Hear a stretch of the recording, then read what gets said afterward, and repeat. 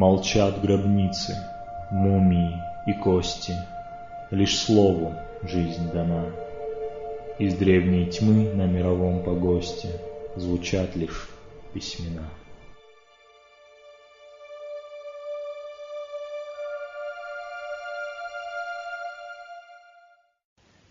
Многотысячелетняя история абхазов приковывала внимание путешественников, ученых и военных. Многие из них делали заметки, писали статьи о быте, нравах и обычаях абхазов. В первой половине XIX века такие заметки сделал Иоганн Бларамберг.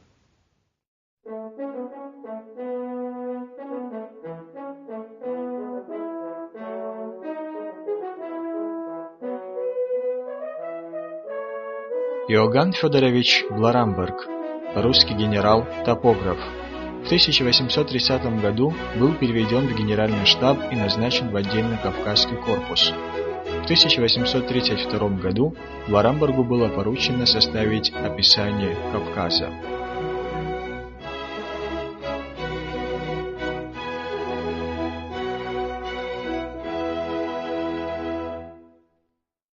В мае 1833 года Бларамберг передает первый том своего сочинения в военное министерство, написанное на французском языке.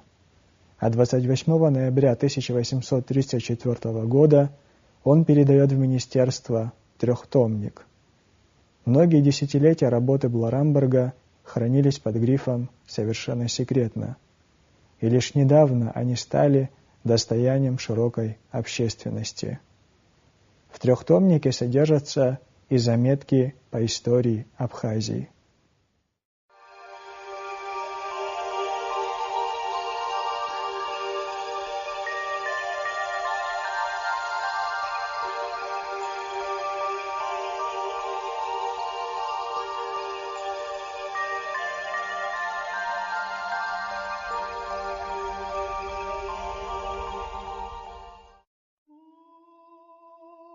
Абазы или абхазы, как и черкесы, являются автохтонным кавказским народом. Они, кажется, никогда не покидали свою родину, расположенную на восточном побережье Черного моря, в западной части Кавказских гор. По мнению графа Потоцкого, абхазы и есть так называемые ахавы или ахияне древнейших географов, как, например, Скилакс из Корианды. Абхазия или Абазия, называемая местными жителями Апсна, на юге отделена от Мингрелии рекой Ингури. На северо-востоке между ней и различными горскими народами возвышается Кавказский хребет, а на севере и северо-западе река Гагрипша отделяет ее от садзов.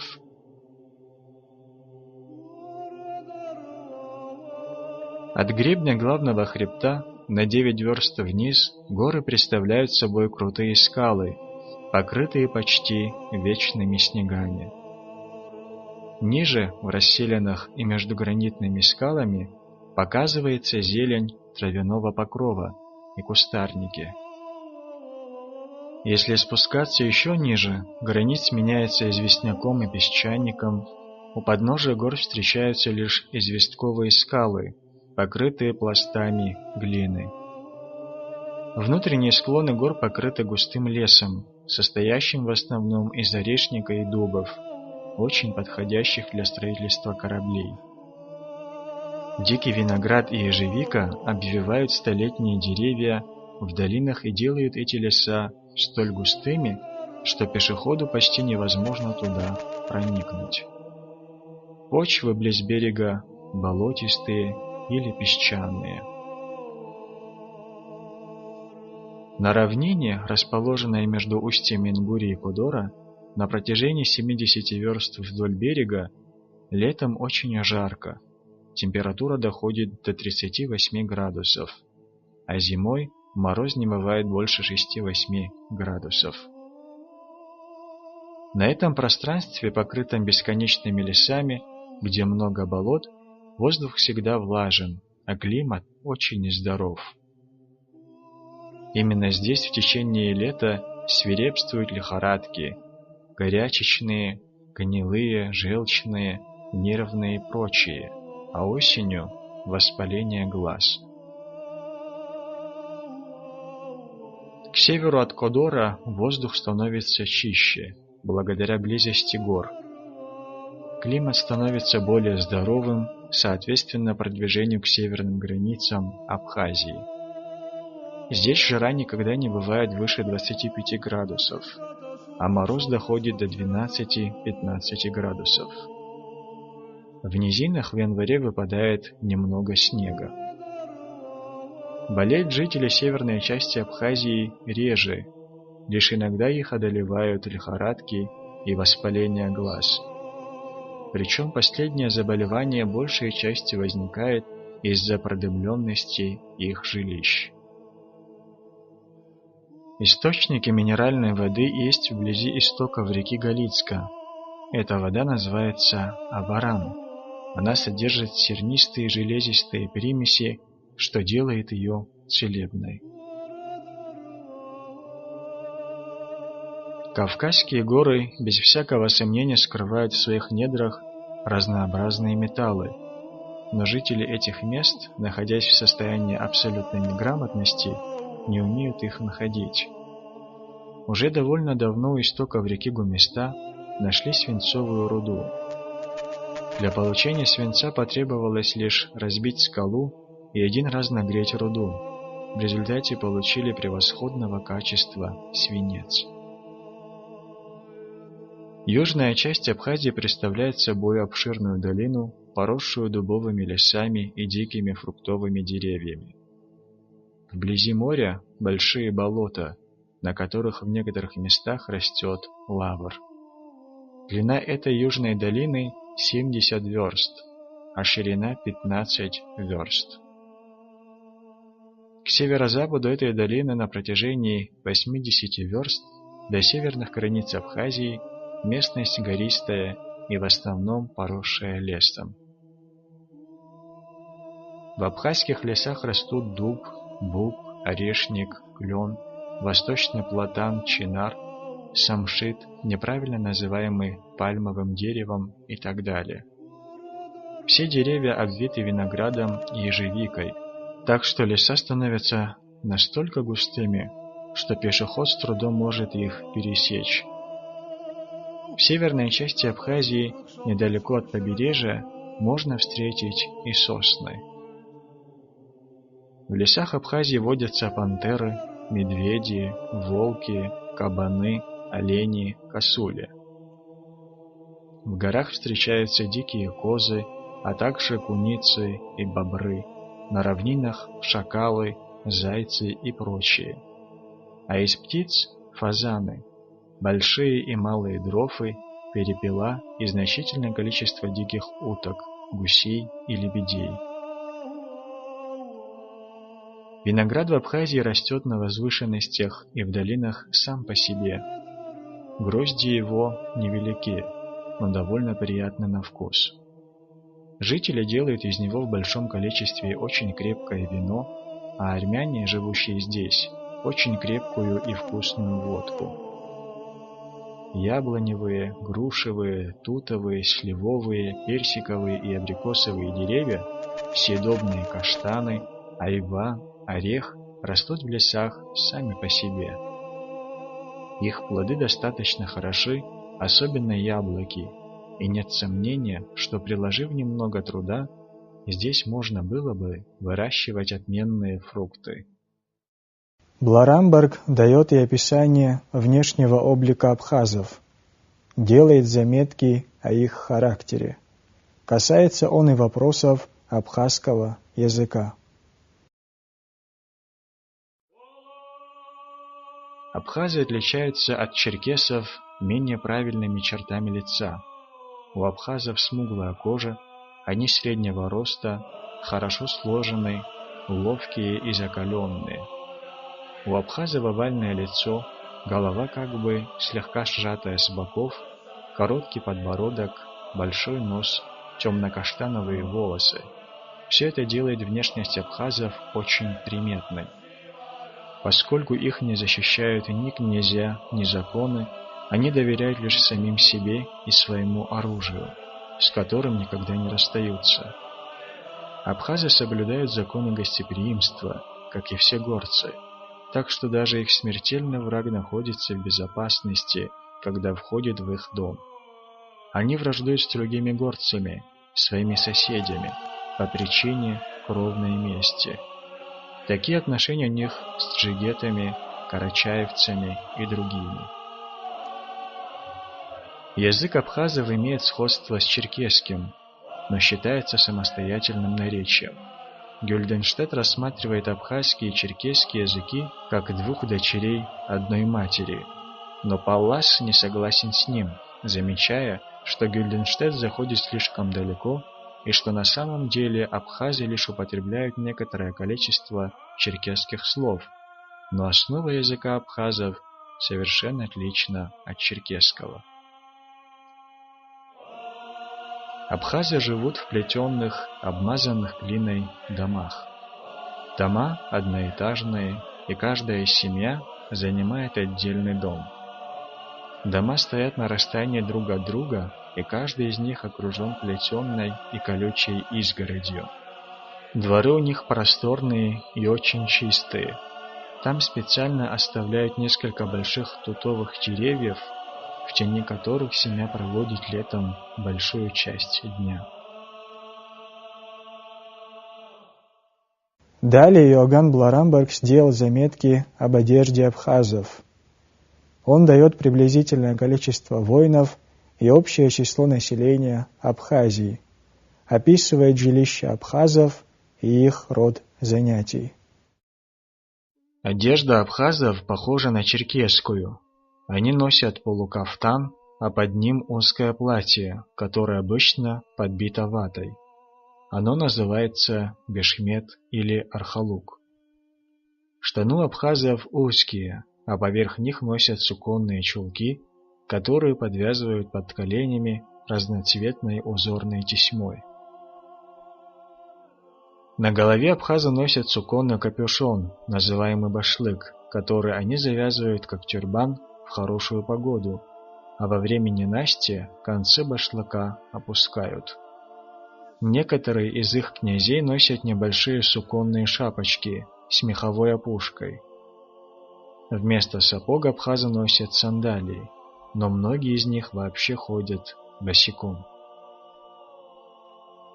Предположив, что каждая семья может выставить 2 вооруженных мужчин, можно сосчитать, что общее количество вооруженных людей в Абхазии 12 тысяч. Причем в это число не входят жители Сабельдинского общества, которые могут выставить до 5000 вооруженных пехотинцев, а также жителей Самурзаканского общества, которые способны выставить до 3000 человек.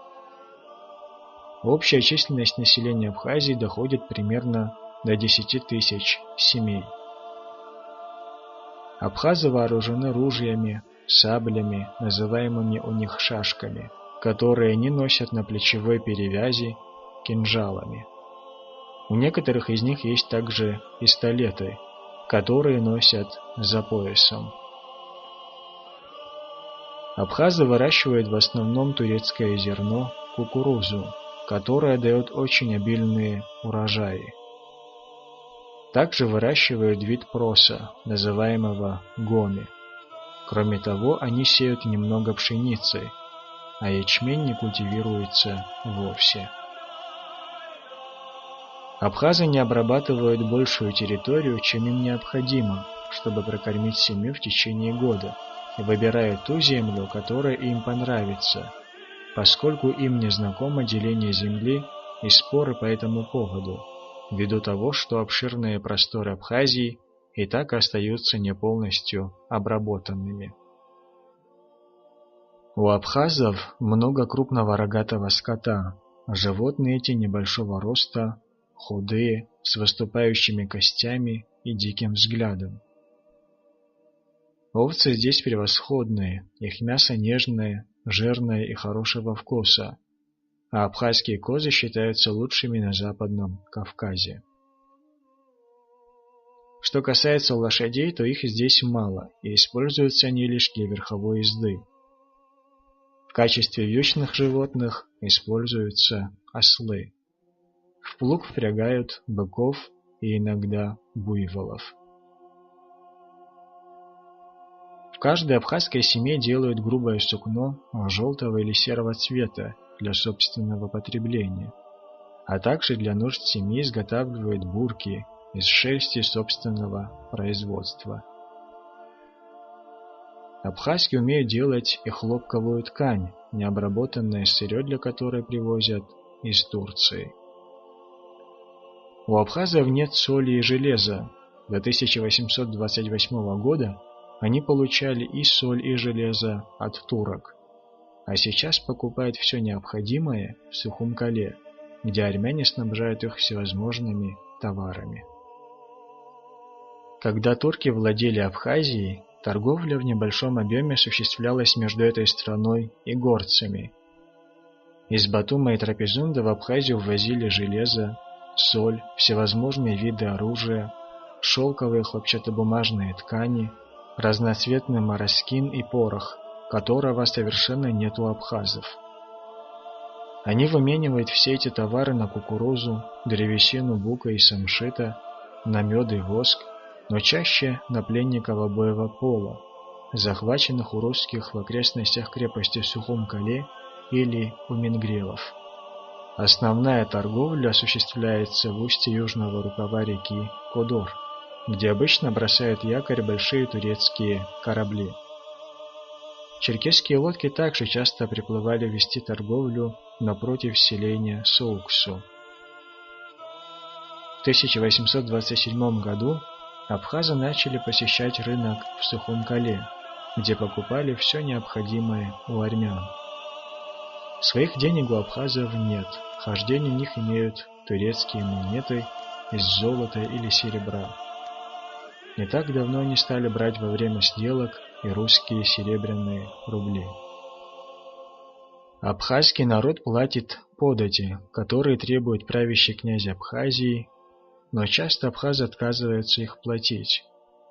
От своих собственных крестьян, число которых очень невелико, князь получает в год 1 корову, 1 кувшин вина и 1/3 часть зерна от урожая от каждой семьи. Бларамберг коснулся и вопроса религиозного состояния абхазов в первой половине XIX века. Он выявляет причины упадка христианства в Абхазии. Множество развалин древних храмов и монастырей свидетельствует о том, что некогда в Абхазии исповедовали христианство. Турки, получив огромное влияние на горские народы, постарались при помощи мул, которых посылали на Кавказ, утвердить здесь ислам и искоренить христианство, что особенно им удалось сделать в Абхазии. Но следует отметить, что население Абхазии, оставив христианство, не получило ясного представления об исламе.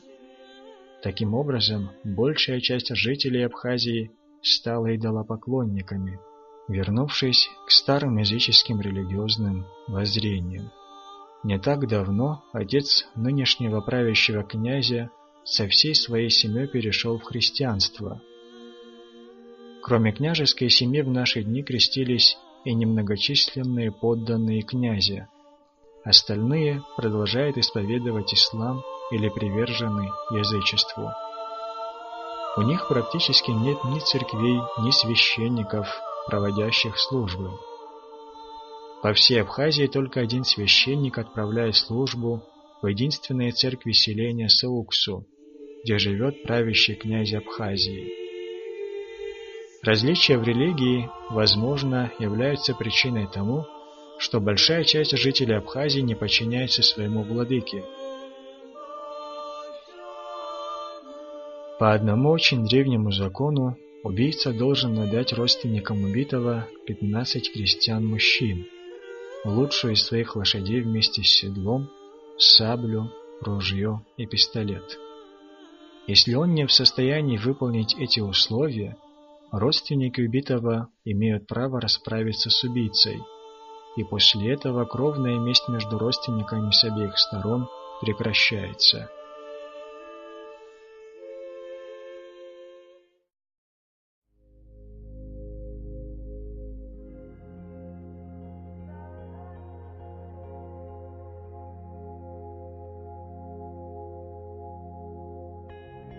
Время летит неумолимо быстро. Сегодняшний день, завтра уже история. И нужно помнить, что история учит, если к ней обращаются, но и наказывает, когда ее забывают.